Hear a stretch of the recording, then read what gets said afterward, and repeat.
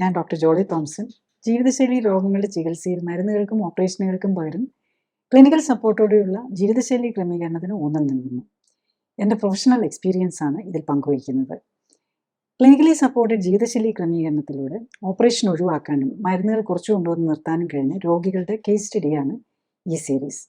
ജീവിതശൈലി രോഗങ്ങൾക്ക് പരിഹാരം മരുന്നും ഓപ്പറേഷനുമല്ല, അതിൻ്റെ അടിസ്ഥാന കാരണമായ ജീവിതശൈലിയിലെ അപാകതകൾ പരിഹരിക്കുകയാണ് എന്ന അവബോധം എല്ലാവരിലും ഉണ്ടാക്കുക എന്നതാണ് ഈ വീഡിയോയുടെ ലക്ഷ്യം. ഈ പേഷ്യൻറ്റിൻ്റെ രോഗം എന്ന് പറഞ്ഞു കഴിഞ്ഞാൽ SLE ആണ്, അതായത് സിസ്റ്റമിക് ലൂപ്പസ് എരിത്തമെറ്റോസിസ് എന്ന് പറയും. അതൊരു ഓട്ടോഇമ്യൂൺ വിഭാഗത്തിൽപ്പെട്ട രോഗമാണ്. അപ്പം അത് ഡയഗ്നോസ് ചെയ്ത് യൂഷ്വലി അത് ഇവരുടെ കാര്യത്തിൽ എന്താണെന്ന് വെച്ചാൽ ജോയിൻറ്റ് പെയിൻ വന്നു, മൊത്തത്തിൽ ബോഡി എല്ലാം ജോയിൻ്റ് എല്ലാം നീര് കിട്ടാൻ തുടങ്ങി. അപ്പോൾ പോയി കാണിച്ചപ്പോൾ ഫിസിഷ്യനെ കാണിച്ചു. അത് കഴിഞ്ഞിട്ട് സ്പെഷ്യലിസ്റ്റുകൾ, ഇതിൻ്റെ സ്പെഷ്യലിസ്റ്റായിട്ട് വരുന്നത് ഒരു റുമറ്റോളജിസ്റ്റാണ്. അപ്പം അദ്ദേഹത്തിനെ കാണിച്ച് ഇത് SLE ആണെന്ന് ഡയഗ്നോസ് ചെയ്തു. അപ്പം അത് മരുന്നുകൾ തുടങ്ങി, പക്ഷേ പലതരം മരുന്നുകൾ സ്റ്റീറോയിഡൊക്കെയാണ് ഇതിനെടുക്കുന്നത്. ഈ മരുന്നുകളൊക്കെ തുടങ്ങിയിട്ടും അസ്വസ്ഥതകൾ മാറാതെ വന്നു. അവരുടെ അടുത്ത് കൂടുതൽ എക്സ്പെൻസീവ് ആയിട്ടുള്ള കൂടുതൽ ട്രീറ്റ്മെൻറ്റ് എടുക്കാൻ വേണ്ടിയിട്ട് അഡ്മിറ്റ് ചെയ്യണമെന്ന് പറഞ്ഞു. ആ സാഹചര്യത്തിലാണ് നമ്മൾ ഈ ക്ലിനിക്കൽ സപ്പോർട്ട് ലൈഫ് സ്റ്റൈൽ കറക്ഷനെ കുറിച്ച് അവർ വരാൻ ഇടയായത്, നമ്മൾ ആ ട്രീറ്റ്മെൻറ്റ് കൊടുക്കാൻ ഇടയായത്. ഇനി രോഗിയുടെ ഡീറ്റെയിലേക്ക് വന്നു കഴിഞ്ഞാൽ, ഇത് 26 വയസ്സുള്ള ലേഡിയാണ്. 163 സെൻറ്റിമീറ്റർ പൊക്കവും വെയിറ്റ് 76 കിലോയുമാണ്. ബോഡി ഏജ് 44ആണ്. ശരിക്കും 26 വയസ്സേ ഉള്ളതിൽ 44ആണ് ബോഡി ഏജ്. വയറിൻ്റെ സർക്കംഫറൻസ് 99, ഓൾമോസ്റ്റ് 100 ഫാറ്റ് പെർസെൻറ്റേജ് 36.1ആണ്. ശരിക്കും 25% താഴെ പാടുള്ളൂ. അപ്പം ഇവരുടെ ഡയഗ്നോസ് ചെയ്തിരിക്കുന്നത് SLE എന്നാണ്. ആർത്രൈറ്റിസ് ഉണ്ട്, അനീമിയ, രക്തക്കുറവുണ്ട്, ഒബേസിറ്റി ഉണ്ട്. അപ്പോൾ ഇത് വരുന്നത് മെറ്റബോളിക് സിൻഡ്രോമിൻ്റെ ഗ്രൂപ്പിലും അതുപോലെ ഓട്ടോഇമ്യൂൺ ഡിസീസാണ് മെയിൻലി. അതിനൊപ്പം തന്നെ മെറ്റബോളിക് സിൻഡ്രോം കൂടെ ഉണ്ട്.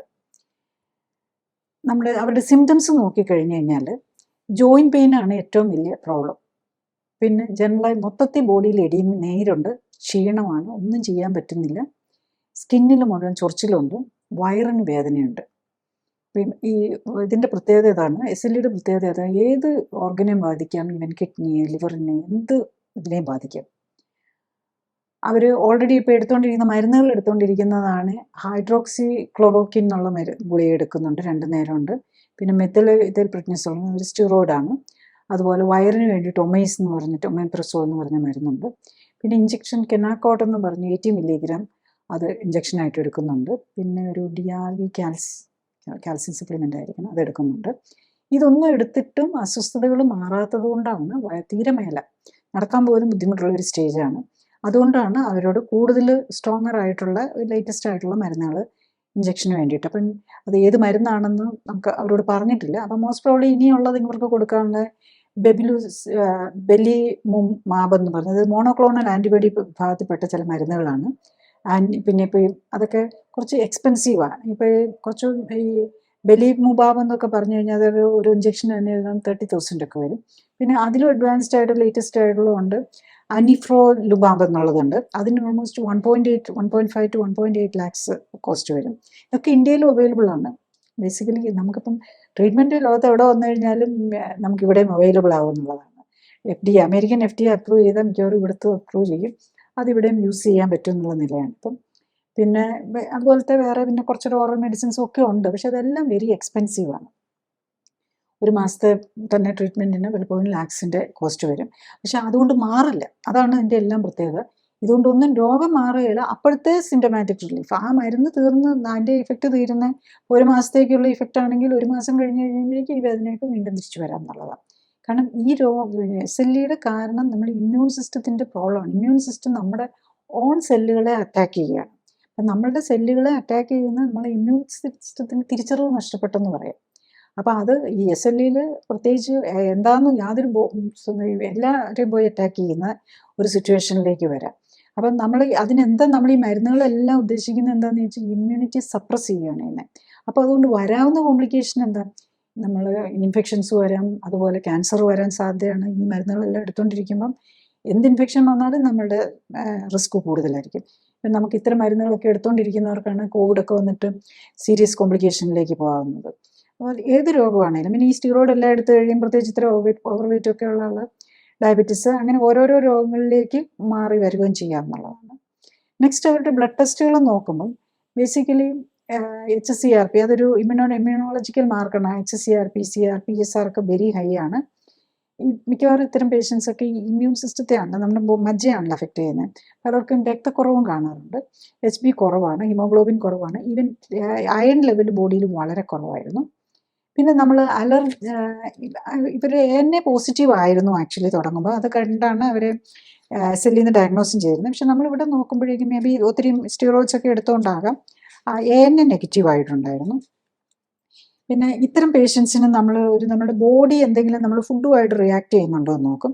അപ്പോൾ അതിൽ മിൽക്ക് പ്രോഡക്റ്റ്, ലെമൺ, ഈവൻ ചിലതരം പരിപ്പുകൾ, പലതരം പച്ചക്കറി, എഗ്ഗ്, പൊട്ടറ്റോ, ഗോതമ്പ്, ഇങ്ങനെ പല സാധനങ്ങളോടും അലർജി. ഈവൻ റൈസിനോട് പോലും ഇവർ ബോഡി റിയാക്ട് ചെയ്യുന്നതായിട്ടാണ് കാണിക്കുന്നത്. അപ്പം ഞാൻ അതിൻ്റെ ഡീറ്റെയിലേക്ക് പോകുന്നില്ല, അത് കാരണം ഓരോ രോഗിക്കും ഓരോ രീതിയിലായിരിക്കും. അപ്പം അവരുടെ ബോഡി റിയാക്ട് ചെയ്യുന്നുണ്ടോ ചില ഫുഡിനോടുണ്ടെങ്കിൽ ആ ഫുഡുകൾ ഒഴിവാക്കേണ്ടതും കൂടെ വരും എന്നുള്ളതാണ് അത് വരുന്നത്. നെക്സ്റ്റ് നമ്മൾ ഈ clinically supported lifestyle correction എന്ന് പറയുമ്പോൾ അതിനകത്ത് നമ്മൾ സ്പെഷ്യൽ ന്യൂട്രീഷൻ എല്ലാം ഉള്ള ഫുഡ്, അതിനകത്ത് ഇവർക്ക് ഓവർ വെയിറ്റ് ഉള്ളത് കൊണ്ട് കാലറി ഏറ്റവും കുറഞ്ഞൊരു 650 കാലറിയിൽ എല്ലാ ന്യൂട്രീഷനും കൊടുക്കാനാണ് എയിം ചെയ്യുന്നത്. അതുപോലെ തന്നെ അവരല്ലാതെ എന്തെങ്കിലും കഴിക്കുകയാണെങ്കിൽ അവർക്ക് അവരുടെ ബോഡി റിയാക്ട് ചെയ്യുന്നല്ലാത്ത ഫുഡ് മാത്രമേ എടുക്കാൻ പാടുള്ളൂ. അതാണ് ഇതിനകത്ത് ബേസിക് വരുന്നത്. പിന്നെ മൈൽഡായിട്ട് കിടന്നുകൊണ്ട് ചെയ്യാവുന്ന എക്സസൈസ്, ഈവൻ ജോയിൻറ്റ് പ്രോബ്ലം ഉള്ളവർക്ക് പോലും നമുക്കത് ചെയ്യാവുന്ന രീതിയിലുള്ള എക്സസൈസ് വന്നു. അപ്പോൾ ഇതിൽ നമ്മൾ ട്രീറ്റ്മെൻറ്റ് തുടങ്ങി 8ാം ദിവസം ആയപ്പോഴേക്ക് അവരുടെ സിംറ്റമാറ്റിക്സ് എല്ലാം തന്നെ മാറിയെന്നുള്ളത്. ജോയിൻറ്റ് പെയിൻ ഒരു 70% കുറഞ്ഞു, നീർക്കെട്ട് മാറി, ടയർഡ്നെസ് റീസണബിളി കുറഞ്ഞു, സ്കിന്ന് ചൊറിച്ചിൽ മാറി, അബ്ഡോമിനൽ പെയിനും ഒക്കെ മാറി എന്നുള്ളതാണ്. പിന്നെ ഒരു 30 ഡേയ്സ് ആയപ്പോഴേക്കും എല്ലാ സിംറ്റംസും മാറി. പക്ഷെ ഒരു 60 ഡേയ്സിലേക്ക് വന്നപ്പോഴേക്കും അവരുടെ സിംറ്റംസിൽ വീണ്ടും കുറച്ചൊരു റെക്കറൻസ് വന്നു. അതെന്താണെന്ന് ചോദിച്ചു കഴിഞ്ഞാൽ, ഇതൊക്കെ അസ്വസ്ഥതയൊക്കെ മാറിക്കഴിഞ്ഞ് തീരെ മേലാതിരുന്ന ആൾ അസുഖമൊക്കെ മാറിക്കഴിയുമ്പോഴേക്കും ബേസിക്കലി ഉഴപ്പാൻ തുടങ്ങും, നമ്മുടെ മലയാള ഭാഷയിൽ പറഞ്ഞു കഴിഞ്ഞാൽ. അത് കഴിയുമ്പോൾ അവരെന്തോ ടൂറൊക്കെ പോയി തെറ്റിയ ഫുഡൊക്കെ, ഈ ഗ്ലൂട്ടൺ ഉള്ളതും പല തെറ്റിയ ഫുഡ് കഴിച്ചു. അപ്പോൾ വീണ്ടും സിംറ്റംസ് വന്നു. അപ്പോൾ അതാണ് 60th ഡേ വന്നപ്പോഴേക്കും വീണ്ടും കുറച്ച് പ്രശ്നങ്ങളായിട്ടാണ് വന്നത്. പക്ഷെ എന്നാലും പഴയതുപോലെയുള്ള പ്രശ്നങ്ങളൊന്നുമില്ല. ഇപ്പോൾ ടൂറും ഒക്കെ പോകണമെന്നുണ്ടെങ്കിൽ നമുക്കറിയാമല്ലോ ബേസിക്കലി. അപ്പം ഇത്രയും വയ്യാതെ ഹോസ്പിറ്റലൈസ് ചെയ്യണം, മോർ എക്സ്പെൻസീവ് മെഡിസിൻ എടുക്കണമെന്ന് പറഞ്ഞ ആളുടെ അപ്പം മരുന്നുകൾ കുറച്ചുകൊണ്ട് വരുന്നതിൻ്റെ കാര്യം നമ്മൾ നോക്കിയാൽ, ഈ ഹൈഡ്രോക്സിക്ലോറോക്വിൻ എന്നുള്ള മരുന്ന് നമ്മൾ ഡോസ് കൂടുതലായിരുന്നു. 8th ഡേ ആയപ്പോഴേക്കും അത് കുറച്ചുകൊണ്ട് വന്നു. പിന്നെ 60 ദിവസം ആയപ്പോഴേക്കും അത് പതുക്കെ നമ്മൾ ആദ്യം ഒന്നാക്കി, പിന്നെ അത് ഒന്നടവിട്ടാക്കി, പിന്നെ ആഴ്ചയിൽ 2 വെച്ചാക്കി. അപ്പോൾ 60 ദിവസം ആയപ്പോഴേക്കും ആ മരുന്ന് കംപ്ലീറ്റ്ലി നിർത്തി. പിന്നെ മെഥൈൽപ്രോജസ്റ്ററോൺ 15th ഡേ ആയപ്പോഴേക്കും അത് നിർത്തി. അതാദ്യം തന്നെ അത് വേദന കുറഞ്ഞു കഴിഞ്ഞപ്പോൾ തന്നെ അരയാക്കി, ഒന്നടവിട്ടാക്കി അത് നിർത്തി. ഈ സ്റ്റിറോയിഡ്സ് മെഡിസിനുകളൊക്കെ നമ്മൾ പതുക്കെ ഗ്രാജുവലി കുറയ്ക്കുള്ളൂ. ഈ clinically supported lifestyle correction നമ്മൾ ഡയബറ്റീസിൻ്റെ ടൈപ്പ് 2 ഡയബറ്റീസിൻ്റെ മരുന്നുകൾ മാത്രമേ അബ്രപ്റ്റായിട്ട് സ്റ്റോപ്പ് ചെയ്യുള്ളൂ. ബാക്കിയുള്ളതെല്ലാം ആ സിംറ്റമാറ്റിക് റിലീഫ് വരുന്നതനുസരിച്ച് ഗ്രാജുവലാണ്. പ്രത്യേകിച്ച് ഇമ്മ്യൂണോസപ്രസൻസ് ഒക്കെ പെട്ടെന്ന് നിർത്താൻ പാടില്ല എന്നുള്ളതാണ്. അപ്പോൾ സ്ലോ ആയിട്ട് അവരുടെ ആ സിംറ്റമാറ്റിക് റിലീഫ് കിട്ടുന്നത് പതുക്കെയാണ് കുറയ്ക്കുന്നത്. പിന്നെ ഈ വയറിനെ അസ്വസ്ഥതയ്ക്ക് വേണ്ടി കഴിച്ചിരുന്നത് 8th ഡേ ആയപ്പോൾ തന്നെ അത് ആവശ്യമുണ്ടെങ്കിൽ എന്നുള്ള നിലയിലാക്കി. അവർക്ക് പിന്നെ അങ്ങനെ കഴിക്കേണ്ട വന്നിട്ടില്ല. പിന്നെ ഇഞ്ചക്ഷൻ നമ്മൾ സ്റ്റാർട്ട് ചെയ്യുന്ന ദിവസം തന്നെ കെനാക്കോട്ട് ഇഞ്ചക്ഷൻ എടുത്തുകൊണ്ടിരുന്നതാണ്, അത് കംപ്ലീറ്റ് സ്റ്റോപ്പ് ചെയ്തിരുന്നു. അവർ അതിന് മുമ്പ് തന്നെ ആക്ച്വലി ഇതിലേക്ക് എടുക്കാമെന്നൊക്കെ ഇരുന്നപ്പോൾ തന്നെ അവർ നിർത്തിയെന്നുള്ളതാണ്. നെക്സ്റ്റ് ബ്ലഡ് റിപ്പോർട്ട്സിൻ്റെ കാര്യം എടുത്തു കഴിഞ്ഞ് കഴിഞ്ഞാലും ഈ 8th ഡേ ആയപ്പോൾ തന്നെ അവരുടെ HSCRP 7.8 കുറഞ്ഞു എന്നുള്ളതാണ്. CRP നോർമലായി, ESR കുറഞ്ഞു, നോർമലായിട്ടില്ല, ESR 60 115 60 കുറഞ്ഞു. ഹീമോഗ്ലോബിൻ ആണെങ്കിലും കൂടി വരാൻ തുടങ്ങി. 8th ഡേ ആയപ്പോഴേക്കും കൂടി വന്നു. 30ാം ദിവസം ആയപ്പോഴേക്കും 60 ഡേയ്സ് ആയപ്പോഴേക്കും HP12 മുകളിലെത്തി. അതുപോലെ അയൺ തീരെ ലോ ആയിരുന്നു, 21 എന്ന് പറഞ്ഞാൽ ഇറ്റ്സ് വെരി ലോ. ലേഡീസ് പ്രത്യേകിച്ച് പീരിയഡ്സും കൂടെ വരുമല്ലോ, അപ്പോൾ അങ്ങനെയുള്ളപ്പം വീണ്ടും ബ്ലഡ് ലോസ് വരാം. അപ്പം അയൺ കൂടി വരാനായിട്ട് പിന്നെ സമയമെടുത്തു. ബേസിക്കലി നോർമലിലേക്ക് വരുന്നത് 90 ദിവസം ആയപ്പോഴാണ്.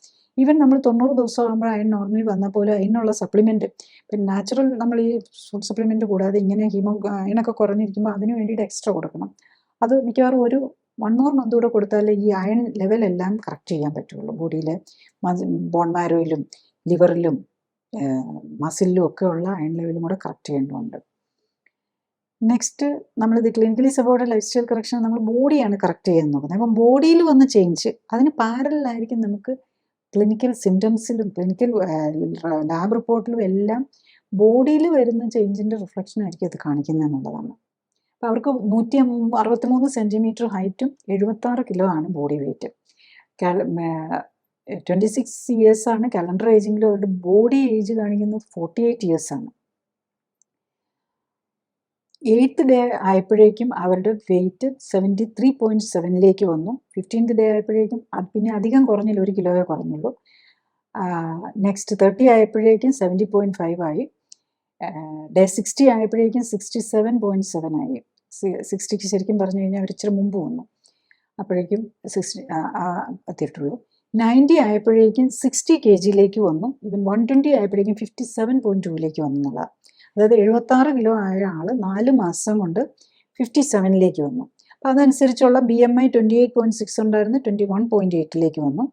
BP അവരുടെ BPക്കൊന്നും വലിയ കുഴപ്പമില്ലായിരുന്നു, BP നോർമലായിരുന്നു. SLE പേഷ്യൻറ്റിന് BP കൂടാം, പക്ഷേ ഇവരുടെ BPയിൽ അവർക്ക് മരുന്നൊന്നും ഉണ്ടായിരുന്നില്ല. പിന്നെ അബ്ഡോമിനൽ സർക്കംഫറൻസ് ഇപ്പോൾ കുടവയറുണ്ടായിരുന്നു, 99 സെൻറ്റിമീറ്ററിൽ നിന്ന് 120 ദിവസമായപ്പോഴേക്കും 73 വന്നെന്നുള്ളത്. അപ്പോൾ ആൾ ആ ബോഡി ഷേപ്പായി മൊത്തത്തിൽ മാറി വരിക എന്നുള്ളതാണ് വരുന്നത്. പിന്നെ ബോഡി ഏജാണ് 48 ശരിക്കും 26 വയസ്സുള്ള ആൾ 120 ദിവസമായപ്പോഴേക്കും 26 വയസ്സിലേക്ക് വന്നു എന്നുള്ളതാണ്. ബോഡി ഏജ് നോർമലിലേക്ക് വന്നു അവർ. അപ്പം അന്ന് 36.1 ആണ് അവരുടെ ഫാറ്റ് പെർസെൻറ്റേജ്. അത് കുറച്ച് വെയിറ്റ് 57 വന്നു. അപ്പം ഫാറ്റ് ലെവലും ആണെങ്കിലും 24.9. മാക്സിമം ആകാവുന്ന ലേഡീസിന് 25% ആണ്. അപ്പോൾ അതിലേക്ക് വന്നപ്പോഴാണ് ഈ ചേഞ്ചസ് എല്ലാം വന്നത്. നമ്മളുടെ ബോഡിയിൽ ഈ അക്യുമുലേറ്റ് ചെയ്യുന്ന ഈ ഫാറ്റ് എക്സസ് വരുന്ന ടോക്സിനായിട്ടാണ് നമ്മുടെ ബോഡി കാണുന്നത്. അപ്പോൾ അതിൻ്റെ ആ പ്രൊപ്പോർഷൻ ഫാറ്റിൽ, പ്രത്യേകിച്ച് നമ്മുടെ ബോഡിയുടെ ഇമ്മ്യൂണിറ്റിയെ കൺട്രോൾ ചെയ്യുന്ന omega-3, omega-6 ഫാറ്റാണ്. അപ്പം നമ്മൾ ഈ കഴിക്കുന്ന നട്ട്സും ഈ ഓയിലും എല്ലാത്തിലും omega-6 ഒത്തിരി കൂടുതലും omega-3 കുറവാണ്. അതാണ് ഈ ഓട്ടോഇമ്മ്യൂൺ രോഗങ്ങൾ വരുന്നത്. നമ്മുടെ ഇമ്മ്യൂൺ സിസ്റ്റത്തിന് സ്വന്തം ഏത് ശത്രു ഏതെന്ന് അറിയാൻ മേലാത്ത ഒരു സ്റ്റേജാണ് വരുന്നത്. അപ്പോൾ അത് നമ്മൾ കറക്റ്റാക്കി എടുത്തു കഴിഞ്ഞ് കഴിഞ്ഞാൽ ഇതെല്ലാം കറക്റ്റ് ചെയ്ത് വരുന്നതേ ഉള്ളൂ എന്നുള്ളതാണ്. നെക്സ്റ്റ് നമ്മൾ ഇതിൻ്റെ ഒന്ന് സമ്മറൈസ് ചെയ്ത് കഴിഞ്ഞ് കഴിഞ്ഞാൽ ഈ പേഷ്യൻറ്റിൻ്റെ benefits, clinically supported lifestyle correction കൊണ്ട് വന്ന ബെനിഫിറ്റ്സ് എന്താണെന്ന് നോക്കിക്കഴിഞ്ഞ് കഴിഞ്ഞാൽ ഇതൊരു ലൈഫ് ലോങ് ഡിസീസാണ്. ഇപ്പം ഈ സ്റ്റിറോയിഡ്സും ഇഞ്ചക്ഷനും ഒന്നും എടുത്തിട്ടും കൺട്രോൾ ചെയ്തില്ല, ഇനിയും ലേറ്റസ്റ്റ് മെഡിക്കേഷനിലേക്ക് പോയാലും അവരുടെ രോഗം മാറാൻ പോകുന്നില്ല. ഇമ്മ്യൂണിറ്റിയെ സപ്രസ് ചെയ്ത് സിംറ്റംസ് കുറയ്ക്കാനേ പറ്റുന്നുള്ളൂ എന്നുള്ളതാണ്. അതായത് ഇമ്മ്യൂണിറ്റിയെ കറക്റ്റ് ചെയ്യുകയല്ല ചെയ്യുന്നത്, അവിടെ ഇമ്മ്യൂണിറ്റിയുടെ ആ ഇൻഫ്ലമേഷൻ്റെ അതായത് ഡിഫൻസ് ഓറിയൻറ്റഡ് ആക്ടിവിറ്റീസിനെ സപ്രസ് ചെയ്യുകയാണ്. അപ്പം പക്ഷെ പറ്റുന്നത് എന്താണെന്ന് ചോദിച്ചാൽ അങ്ങനെയുള്ളപ്പം ആ മരുന്നുകൾ ജീവിതകാലം മുഴുവൻ തുടരണം. ഇപ്പം ഇനി മോർ എക്സ്പെൻസീവ് മരുന്നിലേക്ക് പോയാൽ പലപ്പോഴും താങ്ങാൻ പറ്റാത്തതാകും. ഇപ്പോൾ ഈ ഇത്തരം കൊച്ചു പ്രായത്തിൽ തന്നെ നമ്മൾ ഈ മരുന്നുകളെല്ലാം തുടങ്ങിക്കഴിഞ്ഞ് കഴിഞ്ഞാൽ ഈ സാധാരണ മരുന്നിലൊന്നും നിൽക്കുന്നുമില്ല. ഇവയും ലേറ്റസ്റ്റ് മോണോക്ലോണൽ ആൻറ്റിബോഡീസും ബയോളജിക്കൽസൊക്കെ വെരി എക്സ്പെൻസീവാണ്. അപ്പോൾ അതൊന്നും നമുക്ക് പലർക്കും താങ്ങാൻ പറ്റില്ല. അപ്പം കുറച്ചൊരു സിംറ്റമാറ്റിക് റിലീഫ് കിട്ടിയാലും കുറച്ച് ഈവൻ താങ്ങാൻ പറ്റുന്നവർക്കാണെങ്കിൽ പോലും അത് കുറച്ച് നാൾ കഴിയുമ്പോൾ അതിൻ്റെയും ഇഫക്റ്റ് മാറും, കിട്ടാതാവും. പിന്നെ മറ്റ് സിസ്റ്റംസിലേക്കും വരും. ഈ മരുന്നുകൾക്കെല്ലാം അതിൻ്റേതായിട്ടുള്ള സൈഡ് ഇഫക്റ്റും ഉണ്ട്. അപ്പം മറ്റ് രോഗങ്ങൾ ഓരോന്നായിട്ട് വരാൻ തുടങ്ങും. മിക്കവാറും തൈറോയ്ഡ്, കുറച്ച് ഈ മോണോക്ലോണൽ ആൻറ്റിബോഡീസ് ഒക്കെ എടുക്കുന്നവർക്ക് പലപ്പോഴും കുറച്ച് കഴിയുമ്പോഴും തൈറോയ്ഡ് വരാൻ തുടങ്ങും. പിന്നെ ഏത് രോഗത്തിലേക്കും പോകാം. പിന്നെ ഇത്രയും സ്റ്റിറോയിഡ്സും ഇത് എടുക്കുമ്പം ഡയബറ്റീസ്, ഹൈപ്പർ ടെൻഷൻ, പിന്നെ ഇത്രയും ഓവർ വെയിറ്റ് വരുമ്പോൾ മുട്ട് തേയ്മാനം മുതൽ എല്ലാ രോഗങ്ങളിലേക്കും ഓരോന്നോരോന്നായിട്ട് പോയിക്കൊണ്ടിരിക്കും. അപ്പം ഇതിലെന്താ നമ്മൾ ചെയ്യുന്നതെന്ന് ചോദിച്ചു കഴിഞ്ഞ് കഴിഞ്ഞാൽ നമ്മൾ ഇമ്മ്യൂണിറ്റിയെ തന്നെ കറക്റ്റ് ചെയ്യുക. ബോഡിയെ കറക്റ്റ് ചെയ്ത് ഇമ്മ്യൂണിറ്റിയെ കറക്റ്റ് ചെയ്യുകയാണ് ഇന്ന്. അപ്പോൾ ഒരു മാസം കൊണ്ട് തന്നെ മരുന്നുകളെല്ലാം തീർന്നു, ഒരു മരുന്നും ഇല്ല, രോഗത്തിൽ നിന്ന് മാറുകയാണ് ചെയ്യുന്നത്. മറ്റത് നമ്മൾ എന്തൊക്കെ മരുന്ന് എടുത്തു കഴിഞ്ഞാലും രോഗത്തെ കൺട്രോൾ ചെയ്ത് സിംറ്റമാറ്റിക് റിലീഫ് മാത്രമാണ് തരുന്നത്. അപ്പോൾ അത് ജീവിതകാലം മുഴുവൻ ഒന്നല്ല, പിന്നെ അടുത്ത രോഗങ്ങളും കൂടെ ഈ മരുന്ന് രോഗത്തിൻ്റെ സൈഡ് ഇഫക്റ്റും അതിനൊപ്പം തന്നെ രോഗത്തിൻ്റെതായിട്ടുള്ള പ്രോഗ്രഷൻ വരും, അതിനൊപ്പം തന്നെ മരുന്നുകളുടെ സൈഡ് ഇഫക്റ്റും കൊണ്ട് വന്ന് നമ്മൾ എപ്പോഴും ഒരു പ്രോബ്ലത്തിലായിരിക്കും, ഒരിക്കലും മാറാൻ പോകുന്നില്ല. അതേസമയത്ത് കാരണം എന്താ, ഈ ഓട്ടോഇമ്മ്യൂൺ ഡിസീസിൻ്റെ കാരണം ഇമ്മ്യൂണിറ്റിക്ക് വന്ന ഇറഗുലാരിറ്റിക്കാണ് നമ്മുടെ ലൈഫ് സ്റ്റൈലിൻ്റെ കുഴപ്പമാണ്. നമ്മുടെ ബോഡിയിൽ അടങ്ങിയിരിക്കുന്ന ടോക്സിൻസും വേണ്ട ന്യൂട്രീഷൻ കിട്ടാതെ ഒന്നതാണ്. അപ്പോൾ അത് കറക്റ്റ് ചെയ്ത് കഴിഞ്ഞ് കഴിഞ്ഞാൽ ഇതെല്ലാം കറക്റ്റ് ചെയ്യാൻ പറ്റുന്നതാണ്. അപ്പോൾ ഈ ഓട്ടോഇമ്മ്യൂൺ ഡിസീസ്, പ്രത്യേകിച്ച് SLE പോലെയുള്ളവർക്ക് ഏത് രോഗത്തിനാണെങ്കിലും രോഗത്തിൽ നിന്ന് മാറുക എന്നുള്ളതാണല്ലോ വേണ്ടത്. അപ്പോൾ അതാണ് അതിൻ്റെ ബെനിഫിറ്റ് വരുന്നത്. ഇവിടെ ക്ലിനിക്കൽ സപ്പോർട്ടുകളും സൂപ്പർവിഷനോടെയും ഉള്ള ജീവിതശൈലി ക്രമീകരണത്തിൽ രോഗപ്രതിരോധത്തിനും രോഗമുക്തിക്കും നിദാനമായ ഇമ്മ്യൂണിറ്റിയെ, ശരീരത്തിന്റെ സെൽഫ് ഹീലിംഗ് പവറിനെ ശാക്തീകരിക്കാനാണ് ശ്രമിക്കുന്നത്. കേടായ ശരീരകോശങ്ങളെ മാറ്റി പുതിയ ആരോഗ്യമുള്ള കോശങ്ങളെ ഉണ്ടാക്കാനും അതിലൂടെ ആരോഗ്യം വീണ്ടെടുക്കാനുമായി 3 കാര്യങ്ങൾക്കാണ് ഊന്നൽ നൽകുന്നത്. 1. ശരീരകോശങ്ങളുടെ നിർമ്മിതിക്ക് ആവശ്യമായ പോഷകങ്ങളെല്ലാം ഉത്തമമായ അളവിലും അനുപാതത്തിലും ശരീരത്തിനു ലഭിക്കുന്നു എന്ന് ഉറപ്പാക്കാൻ ശ്രമിക്കുന്നു. 2. വ്യക്തമായ പ്ലാനിങ്ങോടെയുള്ള മിതമായ വ്യായാമത്തിലൂടെ ശരീരത്തിലെ എല്ലാ കോശങ്ങളെയും ഉത്തേജിപ്പിച്ച് രക്തയോട്ടം വർദ്ധിപ്പിച്ച് ശരീരത്തിലടിഞ്ഞ് വിഷാംശം പുറത്തു കളയാൻ ശ്രമിക്കുന്നു. 3. ഭക്ഷണത്തിലൂടെയും വെള്ളത്തിലൂടെയും വായുവിലൂടെയും ലേപനങ്ങളിലൂടെയും കോസ്മെറ്റിക്കായും മരുന്നുകളായും ശരീരത്തിലെത്തുന്ന വിഷാംശം കുറയ്ക്കാൻ ശ്രമിക്കുന്നു. പ്രമേഹവും പ്രഷറും ഹൃദ്രോഗവും സ്ട്രോക്കും അലർജിയും ഓട്ടോഇമ്യൂൺ രോഗങ്ങളും ക്യാൻസറും ഒക്കെ ജീവിതശൈലി രോഗങ്ങളുടെ വിഭാഗത്തിലാണ് പെടുന്നത്. ഇന്ന് ലോകത്തിൽ ഉപയോഗിക്കപ്പെടുന്ന മരുന്നുകളിൽ ഏകദേശം 90% ചെയ്യപ്പെടുന്ന ശസ്ത്രക്രിയകളിൽ 90% ഇത്തരം രോഗങ്ങൾക്ക് വേണ്ടിയാണ്. അതായത് 90% മരുന്നുകളും ശസ്ത്രക്രിയകളും ഒഴിവാക്കാനാകുന്നതേ ഉള്ളൂ. രോഗത്തിന്റെ അടിസ്ഥാന കാരണമായ ജീവിതശൈലിയിലെ അപാകതകൾ കണ്ടുപിടിച്ച് പരിഹരിക്കാനും അതിലൂടെ രോഗത്തിൽ നിന്നും മരുന്നുകളിൽ നിന്നും മോചനം നേടാൻ സഹായിക്കുക എന്നതാണ് ഏറ്റവും ഉത്തമമായ ചികിത്സ. ജീവിതശൈലി രോഗങ്ങളെ മരുന്നോ ശസ്ത്രക്രിയയോ കൊണ്ട് മാറ്റാനാകില്ല. കാരണം ഇത്തരം ജീവിതശൈലി രോഗങ്ങൾക്ക് കാരണം മരുന്നിൻ്റെയോ ഓപ്പറേഷൻ്റെയോ കുറവല്ല. അതുകൊണ്ടാണ് ഒരിക്കൽ മരുന്ന് തുടങ്ങിയാൽ മരുന്നുകൾ തുടർച്ചയായി കഴിക്കേണ്ടി വരുന്നത്. രോഗത്തിനൊപ്പം മരുന്നുകളുടെയും ഓപ്പറേഷനുകളുടെയും പാർശ്വഫലങ്ങൾ രോഗിയുടെയും ബന്ധുക്കളുടെയും ജീവിതം ദുസ്സഹമാക്കാൻ ഇടയാക്കരുത്. മരുന്നുകളിൽ നിന്നും മുക്തി നേടാനായി ജീവിതശൈലി ക്രമപ്പെടുത്താൻ എല്ലാവരും തയ്യാറാകണം. ബന്ധുക്കളെയും സുഹൃത്തുക്കളെയും പ്രോത്സാഹിപ്പിക്കണം. അടുത്തത് ആരോഗ്യകാര്യങ്ങളെക്കുറിച്ച് സംസാരിക്കുന്ന വ്യക്തിയുടെ ശാസ്ത്രീയ അടിത്തറ വിലയിരുത്തേണ്ടതുണ്ട് എന്നതാണ്. ഞാൻ ഡോക്ടർ ജോളി തോംസൺ 1981 ബാച്ചിൽ കോട്ടയം മെഡിക്കൽ കോളേജിൽ നിന്നും MBBSഉം തുടർന്ന് തിരുവനന്തപുരം മെഡിക്കൽ കോളേജിൽ നിന്നും MDയും റീപ്രൊഡക്റ്റീവ് മെഡിസിനിലും സർജറിയിലും സ്പെഷ്യൽ ട്രെയിനിങ്ങുകൾക്ക് ശേഷം ഗവൺമെൻറ് സർവീസിൽ ചേർന്നു.